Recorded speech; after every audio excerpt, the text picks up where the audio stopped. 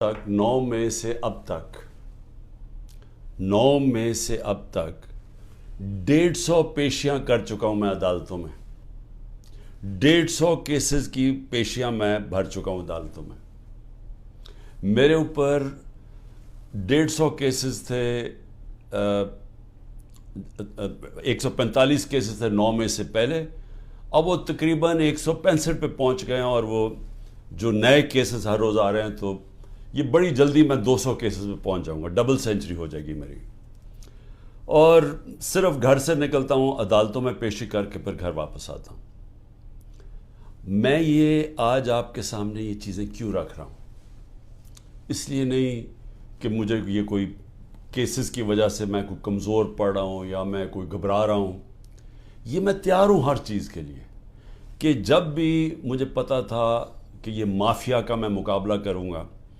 Mafia का मतलब ये कि ये वो लोग हैं, ये छोटा सा तबका है, ये मुल्क के वसाइल के ऊपर कंट्रोल करके बैठा हुआ है, ये आपस में मिले हुए हैं।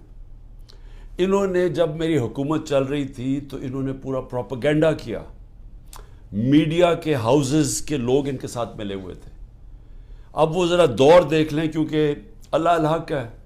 वो तो अब इकोनॉमिक सर्वे जो कि हर साल माइशत के ऊपर एक सर्वे पब्लिश होता है, इकोनॉमिक सर्वे ऑफ पाकिस्तान, उसके अंदर वाज़े लिखा हुआ है कि हमारा दौर किधर से शुरू हुआ, क्या हालात थे हमारे, सबसे बड़ा बैरूनी खसारा, उसके बाद कोरोना के 2 साल आ गए, सारी दुनिया में तबाही मची उसकी।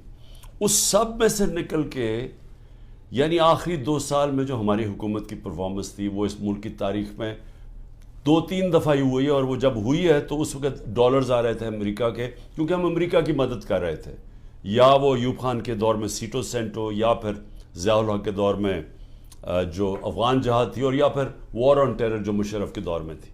उसके अलावा सबसे बेहतरीन परफॉर्मेंस थी। लेकिन आप अखबार पढ़ें, मीडिया देखें, कहते जी हमने मीडिया के ऊपर कोई पाबंदियाँ लगाई थी। या आप सिर्फ उठा के मीडिया देखेंगे किस तरह की हमारे ऊपर तनकीद हो रही थी और प्रोपेगेंडा कैंपेन्स चल रही थी। और अब आज कल के मीडिया पे आ जाएं कि पूरी तरह मीडिया का मुंह बंद किया हुआ है। इमरान खान का नाम नहीं ले सकते, सिवाय कि उसके ख़िलाफ़ उसकी किरदार कुशी की कैंपेन हो, उसके अलावा इमरान खान का कोई पॉजिटिव नाम नहीं ले सकते।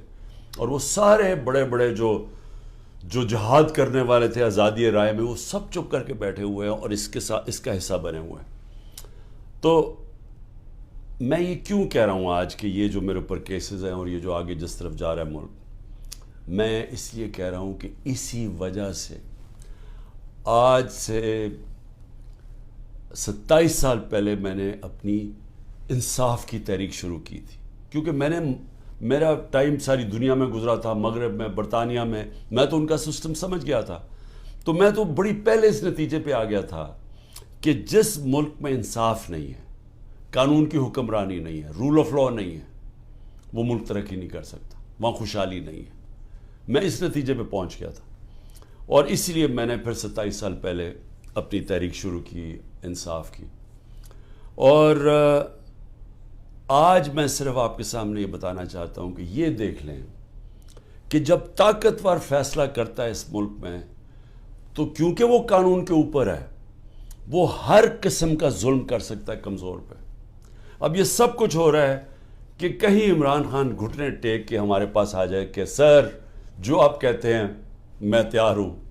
बस इसके लिए हर किस्म का हरबा इस्तेमाल किया जा रहा है, हर किस्म का, मेरे पे भी नहीं, मेरे ख़ानदान के ऊपर, उनके अलावा जो तहरीक इंसाफ के अंदर लोग हैं जो खड़े हैं आज, उन सब के ऊपर अब ये गुजर रही है, उनके घरों के ऊपर। यानी मैं बार बार बता चुका हूँ, मैं कभी नहीं समझता था कि मैं अपने मुल्क में ये हालात देखूँगा कि चलें घर तोड़ दिया, बिजनेसेस बंद कर दी, रात के 3 बजे घर में घुसते हैं 30-40 पुलिस वाले, और अपने मुंह कवर करके घुसते हैं। ये भी ज़रा सोचें कि कई शलवार कमीज यानी आम कपड़ों में आते हैं, पुलिस की वर्दियों में नहीं आते, लेकिन क्लैशनिकोव्स पकड़ के आम घरों में आ जाते हैं।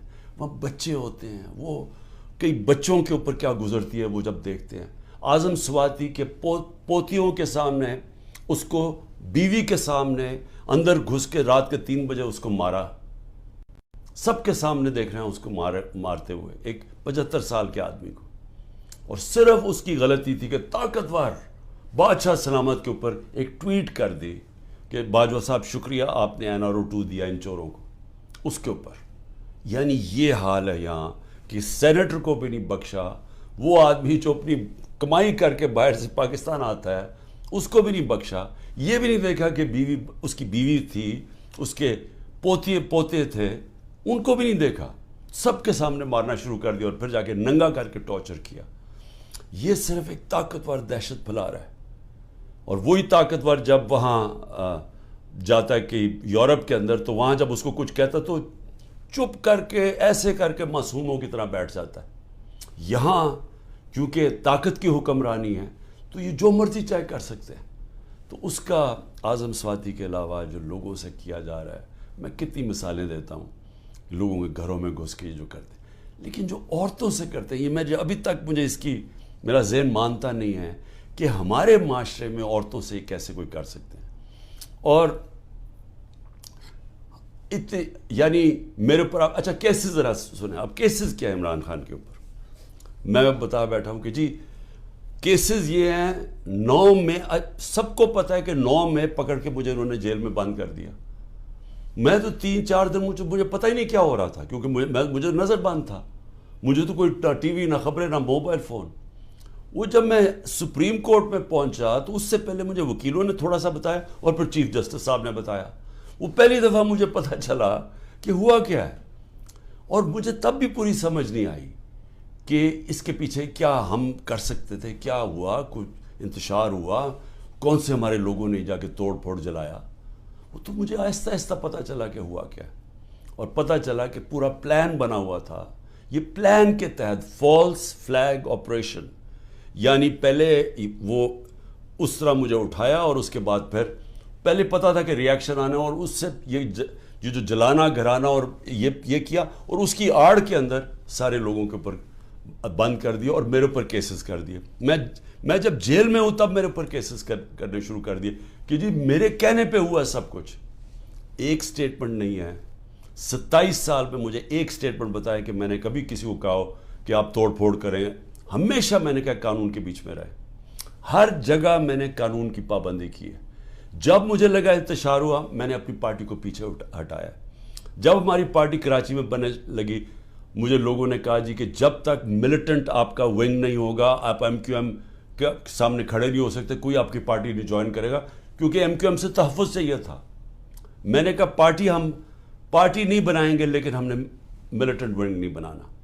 ہمیشہ یہ 27 سال سے میری ہمیشہ یہ فلسفی تھی کہ ہم نے پرامن اور آئین کے بیچ میں رہنا ہے. میری آج اب تک کرکٹ کے اندر دیکھ لیں, جب میں کیپٹن تھا ساری دنیا ریسپیکٹ کرتی تھی کہ عمران خان وہ ہے جو نیوٹرل امپائر لے کے آیا. یعنی وہ آدمی پہلا کیپٹن تھا کرکٹ ہسٹری میں جس نے کہا کہ ہم اگر جیتیں گے تو ایمانداری سے جیتیں گے. اس سے پہلے ذرا دور دیکھ لیں کہ جب پاکستان جیتا تھا کہتے جی امپائروں کی وجہ سے جیت گیا, چیٹنگ کر کے جیتا ہے. میرا دور دیکھ لیں, آج تک کبھی جب ہمارے اپنے بھی امپائر تھے کبھی کسی نے نہیں کہا کہ ہندوستان کو ہرایا انہوں نے کہا ہم فیئر اینڈ اسکوئر. آسٹریلیا کو ہرایا انہوں نے کہا کہ ہمیں صاف اور شفاف طریقے سے ہم ہارے ہیں, یعنی چیٹنگ نہیں ہوئی. تو میں یہ جو کہہ رہا ہوں کہ کیسز میرے اوپر آپ ذرا سن لیں کیا کیسز ہیں کہ جی میرے دہشت گردی, ایک کوئی مظاہرہ ہوتا ہے الیکشن کمیشن کے باہر, میں گھر میں بیٹھا ہوں میرے اوپر دہشت گردی کا پرچہ ہو گیا.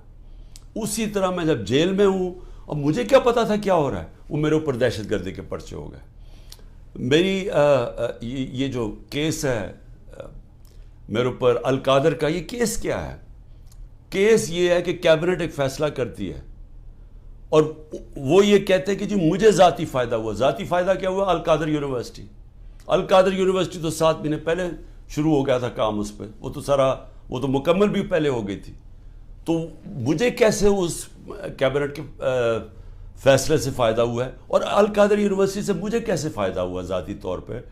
یعنی شوکت خانم 9 ارب روپیہ اکٹھا کرتا ہے ہر سال, مجھے ذاتی طور پہ کیا فائدہ ہے؟ وہ تو ٹرسٹ ہے. اور اسی طرح کبھی کسی نے یہ نہیں پوچھا کہ جو انگلینڈ کے اندر جو این سی اے کی ڈیل تھی ملک ریاض کی، جو 190 ملین پاؤنڈ آیا تھا یہاں ملک ریاض کا، کسی نے نہیں پوچھا کہ اس کے اندر سے 18 ارب تو اس نے دیا تھا حسن نواز کو اس کا گھر خریدنے کے لیے. 18 ارب روپے کا گھر خریدا ہے ون ہائیڈ پارک لنڈن کے اندر. پوچھا کسی نے کہ اس کے پاس پیسہ کدھر سے آیا؟